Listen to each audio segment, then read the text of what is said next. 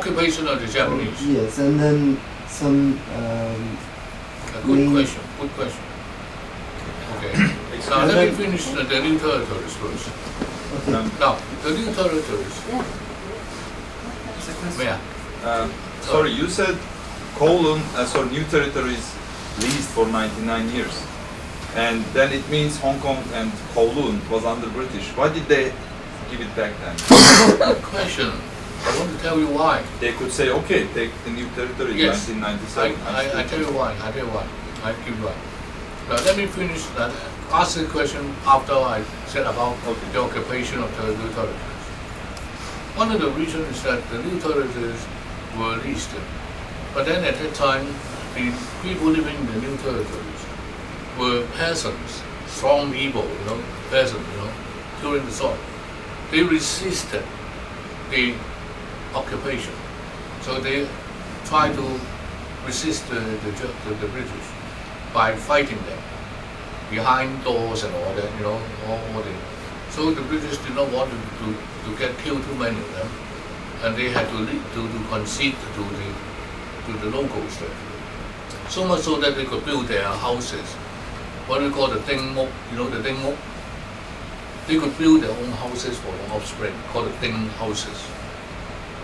Okay, and they could migrate to Britain and have to open their restaurants there. Never did people like me, who I always call my PhD from London, but I would never be accepted as a citizen in Britain because I did not stay in the new territories. So the new territory people were given a lot of good things because they say, look here, if you don't fight with us, you just surrender, we'll give you more benefits. And that is the reason why nowadays you got so many problems in the new territories. Because these people have been accustomed to doting on, doting, D-O-T-I-N-G, loving by the British. So much so that now we wanted them to change a bit. They were very, very unhappy. Okay? Now let me tell you on that is to say, yes, why did the British give back Hong Kong and the Kowloon to the Chinese? Although these have been permanently ceded, you got all the papers there. I can tell you in any official books, we could see all the contracts there. No problem about that. The main reason is that, yes, Deng Xiaoping said, you could hold on to Hong Kong and the Kowloon Peninsula forever. Yes, I don't want to talk because you want to stay here. But you have to give back the new territories to us, right? Because 99 years. Literally 1997 and 1989 was already 99 years. And that is the reason why Hong Kong was taken back in 1997. Because technically speaking, the British could not hold on to the new territories after 1997. Although when they signed the lease, they thought that the German could support them by saying that 99 years means forever. The Germans were defeated. The Gao Bei becomes a Chinese town already. So there was no model already. So 1998, yes, we would hold on to everything that you just get your Kowloon Peninsula and Hong Kong, and that's it. But you just cannot survive with Hong Kong and Kowloon Peninsula when you are surrounded by unfriendly, I don't call them hostile, unfriendly people, the Chinese at that time, holding the new territories. They could cut short our water supply. No vegetable could be imported to Kowloon or Hong Kong. Hong Kong just could not be defended. And that is the reason why Margaret Thatcher had to discuss with Deng Xiaoping to say, well, we have to make a compromise. The compromise was that one country, two systems. You could You could have your dancing, you could have your horses gambling.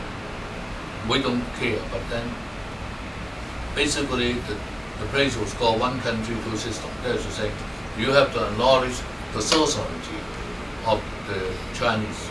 And then of course you could have the internal administration. Have I answered your question? So, in the end, one country, two systems has been offered by British side. Not necessarily, it was a compromise. It was, according to the Chinese, it was their compromise because they said, look here, if you give back the new territories to us, if you give back the Kowloon Peninsula and Hong Kong to us, together with the new territories, then we will arrange the one country, two system. Otherwise, we just take it back. Why would we give you one country, two system? The place was ours, according to the Chinese. I'm not supporting any side, but it's the way, a sort of compromise between two big nations at the time. Margaret Thatcher was angry and then he fell down on the step, remember that? When they negotiated that in 1984, Margaret Thatcher fell on the steps. Did you have any impression of that? I still have memory of the guy. Okay. So you want me to, whatever you want me to do, Director? I just wanted to ask you the impression of the occupation of Japanese. Oh yes. Now the Japanese, the British, they said that they fought hard against the Japanese, and then they fought very, very bravely at Bowes Bay, the Deepwater Bay, and all that. But the point is that they did not hold on to the boundaries. How could you fight in the forest, at that time forest, Repulse Bay and Deepwater Bay? You should, I mean, if you really ever want to fight the Japanese, to fight on the front line, right? On waterfront, or near the harbor, or the airport and all that. So, in a way, they had already decided to retreat from the very beginning. And some of them were placed into prison. Even the governor at that time, called the Governor Young, was put into prison. The Japanese did not really hurt Hong Kong too much. All the aeroplane bomb, and then they fell. They did not really bomb Hong Kong because they knew that Hong Kong would become theirs. So when they occupied Kowloon, they fire onto Hong Kong with bombs that had no gunpowder, just the noise there, just like firecrackers. So, in a way, the Japanese knew that Hong Kong should not be destroyed. This is number one. Number two, well, you heard about in Hong Kong only, I don't say any other place, about all sort of ill treatment of the Japanese. Yes, the Japanese were very hostile to people who wanted to drive them away. If you are a CIA or you are detectives, then you will be punished very severely. But then, normal people, you have to be polite to them. For example, if some Japanese march, then you don't say anything, you just go the other way. You'll be okay. But then you start bad Japanese, then once they were angry, then the result will be very bad. So in a way, to me, the Japanese occupation was serious mainly because of the lack of food, particularly in the last years of the Japanese occupation. In 1944 to 45, the last 2 years, the Japanese were defeated heavily by the Americans in South Asia. So much so that the line of communication between Japan and South Asia was completely cut. So much so that the Japanese troops, they were fighting desperately. They were all decimated, they were all killed. The Japanese government in Japan ordered Hong Kong's Japanese government to send all the food from Hong Kong to Southeast Asia to have the Japanese troops. At that time, it was terrible. I remember that was so small. But my sister got what we call the was killed in a way, or because of serious illness due to the lack of food. So we had very little to eat at that time, and we have to, at that time, everybody have to queue up for only a little bit of rice. There was bread at that time and with water. So you will survive this, it's okay. But that was a terrible time. Last 2 years, particularly.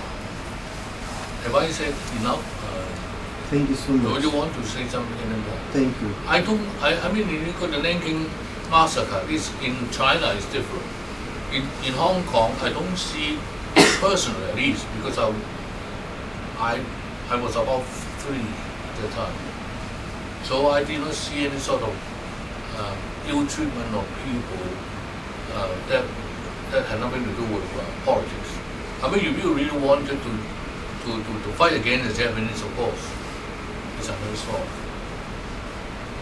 But then I remember that during this period there were a lot of stray dogs, DOGs, on the road. They I don't know why, they were very hungry. So I remember that my father, who was working in one of the nightclubs at that time, you have to live on this sort of thing. One of the nightclubs, there's a club there.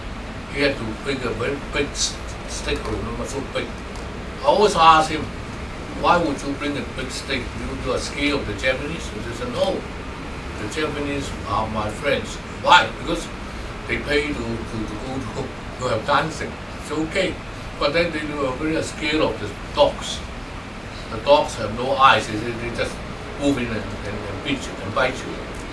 So my father said the stick was very important to beat off the dogs. But this is true because it's what my father told me. Okay? I was in Hong Kong during the Japanese occupation.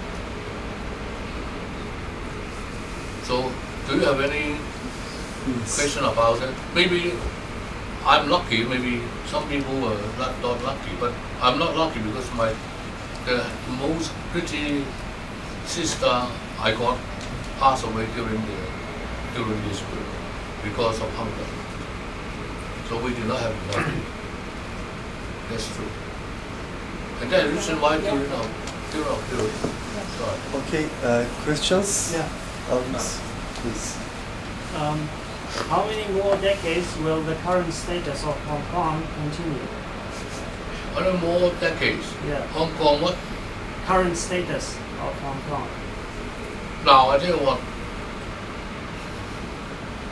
as far as China was concerned, it should be 50 years. From 1997 to 50 years, oh, that's better. It should be 2047, right? 46?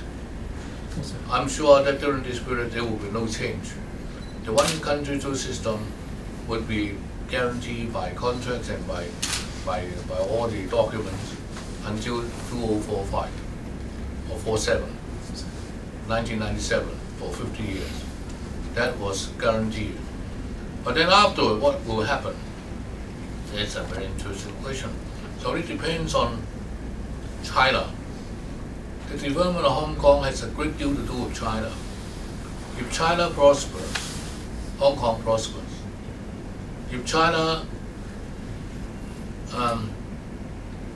has difficulties of different types, Hong Kong will be in trouble too. I think our fate, to a certain extent, depends very much on China rather than on the United States, because after all, the United States or Britain are far away, and they don't fight for the Hong Kong people. At the very beginning, if they really did want to fight for Hong Kong, they already done so. Okay, and we have no need to wait for so long. And I think the Chinese government, to me, is getting better and better. And I have great hope in it that the bad things about China would be reduced and a better condition, better legal system, more openness will be the day. But we have to wait for that. It comes very slowly, but because when I was in China in the 1990s, it was really bleak, dark, and I don't like the place. But when I visited them year after year, every year I went to China. I went to Beijing, of course. There was an improvement of some sort. So I think China is improving a lot. To me, the Americans were there. Sorry, the Americans were up in the sky, and the Chinese were even down somewhere. But then one of the good things about the Chinese, said, we are moving up slowly, gradually. But Americans were stable there. They never move up. They have no chance of moving up anymore. They could only move down, but not up. So in a way, in the long run, I think all of them will become equal to a certain extent. But it will take about 50 years or 60 years or even 100 years for this to happen. But I have faith, a strength in the Chinese system, and I'm sure that you will go up, and economy-wise as well as legal-wise, and also in freedom-wise, and everything. So it comes slowly but steady. Have I answered enough? Yeah, thank you. Any questions? We have one more questions. Yes, why If you not? don't mind, Any please. more? Any question? Okay. You can ask 10 if you want to. Anything you got in your mind, you can. I just give you my opinion. It doesn't mean I'm an authority. I just give my opinion. My name is Abdülkadir Alkan. Okay? I'm a PhD student in City University, and thank you very much for the talk today. Thank It you. was quite insightful for us. Thank you. And could you tell us a bit more about the social implications of the Chinese migrations? You told us about the 1850. How about from then until today? You know, there are some migrations due to the religious reasons and some political reasons. What kind of implications they have in Hong Kong?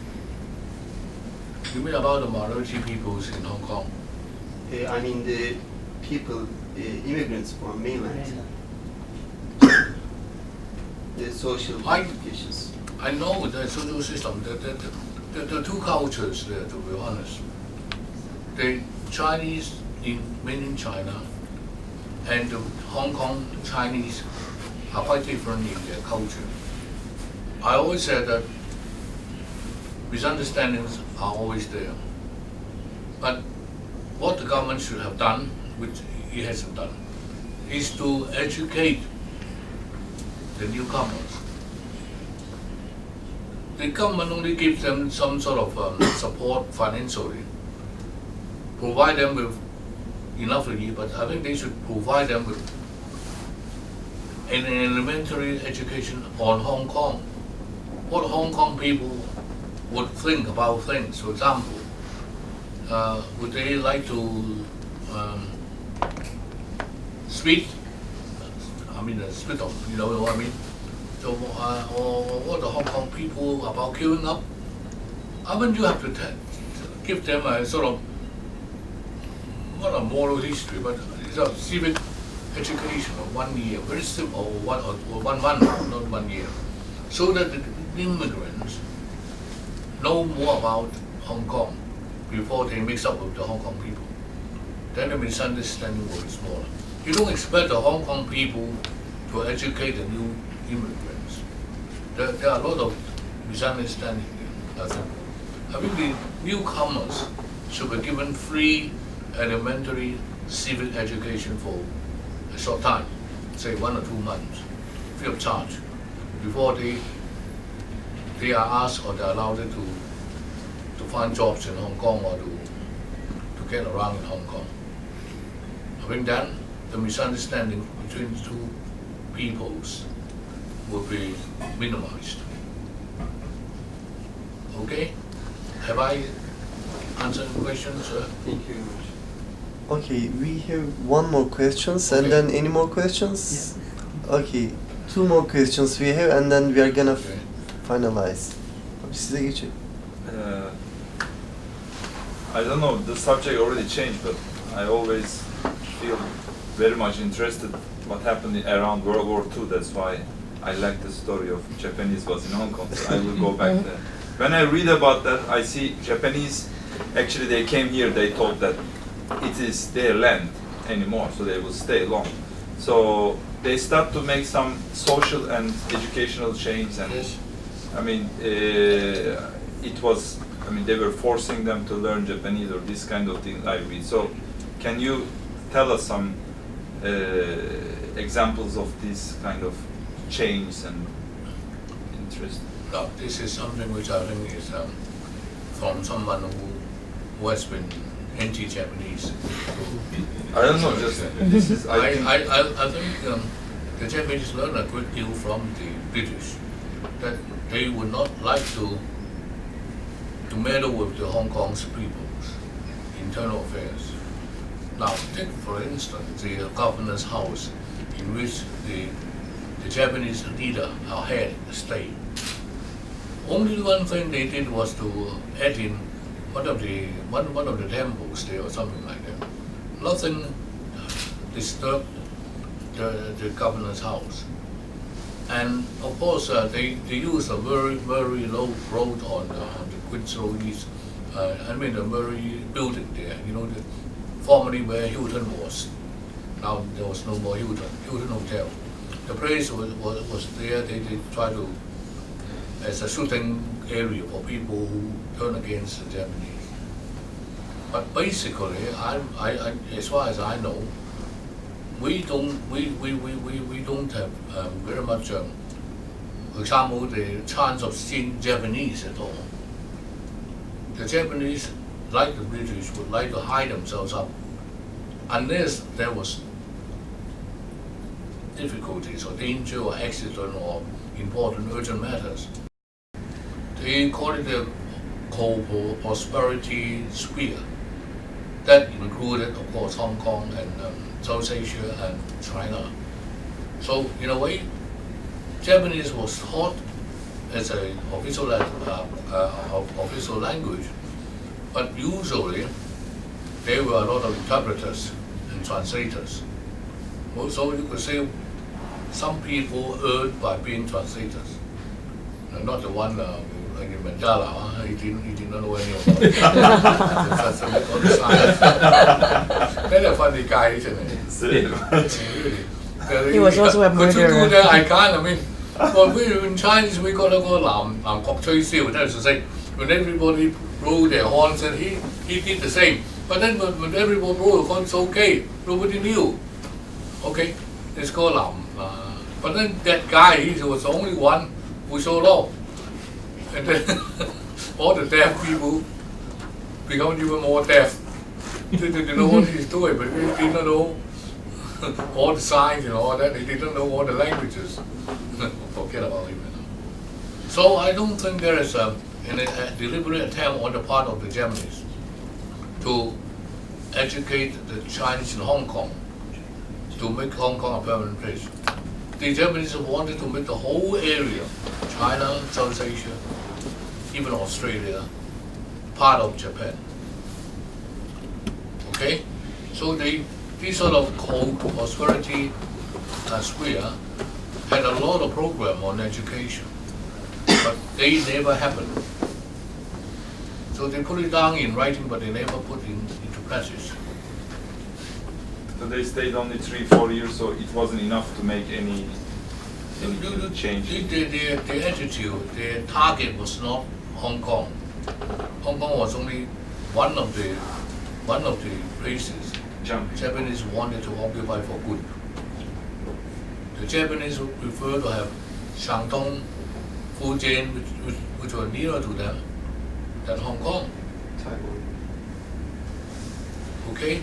At least my family did not, for example, my sister who was older than I, had no need to learn Japanese during this period, although they had to take lessons sometimes. So, I don't know, but it's all that I can tell you. So sometimes books are not necessarily telling you the truth. I was there, I know. So I could tell you that the truth as much as I see it. So do you think the History Museum of Hong Kong, what they present, is usually biased or generally it's acceptable? What? The History Museum, Hong Kong. What in Hong Kong? Hong Kong History Museum, what they present What Hong is Kong's what kind of History. History Museum. the history? museum, History Museum in History medium. Museum. Museum. 你知唔知沙區？博物館。 Oh, I don't understand what the 博物館。 博物館、歷史博物館、歷史博物館。 What you mean is that what you learn from the books are not necessarily right? I tell you the truth. When you read about the Second World War, I think that Turkey was on the other side, right? I tell you what, don't listen to the book because because I studied at Hong Kong University. I study history, Eastern and Western. Most of the books in Western history were written by Americans or British. I tell you what, usually when I grew up right up to my age, I found that some of the stories that were given by the Western books are not right. To them, the Russians were very bad things. You can't find anything worse than the Russians. But are they that bad? Well, I don't know, but they are not good, but not necessarily as bad as the Westerners said. So most of the books that I read, I have to read them now with a bit of second thought. Some of them are right, but not all of them tell you the truth. This is what my personal opinion. After my retirement, of course. I never said that when I'm still head of the Department of Hong Kong. Never did say I follow the books. Because of the exams? But exam whatever they said, I usually followed the right system, not my personal system. Okay, last question, and then it's already 1 hour, so we have to finish it. Yeah. How is the opium trade being carried out now? It seems that Hong Kong anti-opium, anti-drug, even Americans are more tolerant than the Hong Kong government, right? I mean, they have their daima. What's in Chinese, in English, daima? They not that serious, right? But in Hong Kong, daima would mean poison. In Hong Kong, it's different. No people have told you something what I told you. What they should know is that the British have done a lot to help us in modernization, in democracy, maybe after MacLeod. Do you know the reason why MacLeod changed? You know about it? A lot to tell you, but not enough time. MacLeod had to change. He was supposed to be a reformer. You can ask anyone. MacLeod, the governor, is our hero. The one who did not put on suit, the one who wore what we call very casually. He put on casual clothes. And then he was the one who built the MacLeod trail, the one who reformed the educational system of Hong Kong. Public housing? A lot. But one thing is that why did he do all this? It's because he had been informed secretly, confidentially by Mr. Tang at the time, it was 1970, that Deng Xiaoping said he would take back Hong Kong. he got this information, but then he did not tell us. He told the government, I mean Home government didn't, but he did not tell us. And what he did was that he said if Hong Kong could become a good place, when Hong Kong people were given more democracy, when Hong Kong people were given more food, more enjoyment, higher standard, then the Hong Kong people would not like to join the Chinese empire. That is the reason why there was a big change there. Before macro, you see that we had a lot of corruption, 1970, 60 before, you know. You remember that? I don't know whether anyone was there in the 60s, before the 70s. I mean, the fire, when I was in my place, there was a big fire. I tell you truly, a big fire. And then what we call the Silver, the people there, they hold on to the hose without action. And then we people said, oh, look here, our house was on fire, come on. He said, no water. No水. No money, no water. Water means money. So we people, poor people, my father, I was at that time only 6 or 7, had to pay them money. More than we got, anyone got any money? Okay, we got 50, you got 10, altogether 100, and then we give it to the 消防员. What do you call it in Chinese? Fireman. Firefighter, whatever they call it. That time, he doesn't fight for fire, he fight for his money. You know? And then they say, okay, suddenly they got water here. And then we were saved, not by his water, but by our water. To a certain extent. True. I tell you, it's true. It was 1960s, in 60s. 70s, Macquarie was the one who set up the ICC, and the whole thing was changed. Okay? So you could say that the British had done some good thing for Hong Kong, but then they will never tell you the true history in the 19th century, when there were even more embarrassing and insulting thing for the Hong Kong people. For example, we were not allowed to go beyond the what we call the Wellington Street, because that was the area, you know. No dogs and Chinese were allowed in their places. It's true. It's not wrong. And then, when many people died because of taking opium, did I tell you this? They die on the road, in the street. The government did not care about this because nobody was charged. Then what did some people would pick them up and have them burned. And that is the beginning of the what we call the Dong Hwa Hospital in 1967, when there were too many dead people, dead corpses, corpses always dead, okay, dead people, corpses on the road. So much so that some philanthropists or whatever they call had to set up a hospital, and their main purpose was not to heal people, because these people could not be healed anymore. They took too much drug, but have to have them bury them off. You know what I mean? So you could not have them lie around. And one of the reasons which nobody knew, that is what I said. You are the only one, the first one to learn about it. We had a big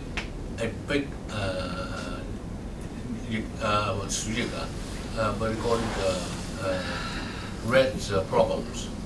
And many people were killed during this fever. SARS? Okay. What time exactly? Yes. Suddenly, you know. Not the recent one. No, it is not this one. It's in the late 19th century. That one is the main reason was rats. Rats. Yes, It okay. was Beba. Well, I don't know it. That one, nobody knew the origin. I could tell you that there were still dead people, too many dead people on the road because of taking too much opium. Nobody cared for them, and only during this period that people will have the corpses burned, and that is the beginning of we have the hospital there. It's called Dong Hwa hospital. Okay? So, in a way, the British did not care for us, but they did not interfere with us. If there were problems, most of the things were dealt with by the Indians. Did you see one of the pictures? A tiger was hunted down in Hong Kong, in the New Territories. Yes, Stanley. And that was carried by 2 Indians. And then a third one carried a gun, So the British disappeared themselves. They did not appear themselves. Even though they wanted to appear themselves, they would be accompanied by Indians or by Chinese policemen. They never came alone in order to prevent difficulties. Okay? So you were very wonderful. In Hong Kong, you never see Wai Lo and Chinese patrolling together. But in my days, usually it was the case. Not a lady police or a man police, you can know, but a Wai Lo, a Western, who is of course a more senior, and then a Chinese policeman, constable. Both of them would patrol the road together, so that in order to prevent difficulties, The Chinese at that time did not like the British, nor the British like the Chinese, I tell you. So we were two separate groups. We lived together, but one in heaven, which is on top, and one in hell, which is down the road. And we have a lot of difficult times. All of us were poor, I tell you. Land was not that expensive. Even Lee Ka Sing, I tell you, have been very poor before. Everybody was poor. You don't know about them. Who were the rich people? Also in charge of opium, the Lee family, not this one, the other one, the Yi Ga. And also those people who took care of the casinos and British. They were rich. They were rich people. Not landowners at that time. Flats were very cheap. You don't know about that. At that time, I should have bought more. And I'll become another Lee Ka Sing already. Yes, very, very cheap. Very cheap indeed. And they thought that they would go away afterwards. So land become less expensive. Gold, silver, these are solid things they want, Opium, opium is very important at that time, yes. Most of them make their names and their money through trading opium. Incidentally, I tell you, I'm not telling lies. If you got time, you can go to Hong Kong University and look for one master thesis. One of my students had written a master thesis on opium monopoly in the 19th century, during what I said. What I told you is a summary of what she said. It was a she in her book, which was supported by archives from the Tonghua Group, from government order. So you can look at the book called the Liao, L-I-A-O, Lucy Liao. If you want really to look into Hong Kong library, just go there and say, I would like to look at that master by the history department, supervised by Adam Lui, and then the name of the thing was called the monopoly, the opium monopoly in Hong Kong, in China, in Hong Kong. At a time when it's 1840 to 1880 or something like that. I couldn't remember exactly that. And the name is, I call it again, it's called Lucy, L-U-C-Y, Liao, L-I-A-O. Okay? Okay? I mean, really want to know more about opium monopoly, how the government try to organize, how much they ask you to pay, how the dealing between the merchants and the government. They were very, they don't trust each other, They try to cheat each other, but still they cooperated or collaborated together. A very funny story. And all these from archives, primary sources. But then, no people would tell you anything because that would not be good for Hong Kong. because I've always said, we are proud of Hong Kong. I come from Villalo School. Yes. So who is Villalo? They never ask. I mean, the ladies, they are very good people, right? They never ask who Villalo was. When I studied there, I did not know Villalo was an opium trader. No. Now I know, of course. When I got into university, when I did research, I know. But when I studied there, otherwise I would ask the question, why would Villalo be our principal? Not principal, our patron. Why our name was called Villalo? Do you have any sort of question about it? One was called Queen's College. Okay, Queen's. One's called King's College. Okay, right? Why would the third one call Villalo's Public School? Funny, isn't it? Okay, I stop here. Too much. Yeah, thank you.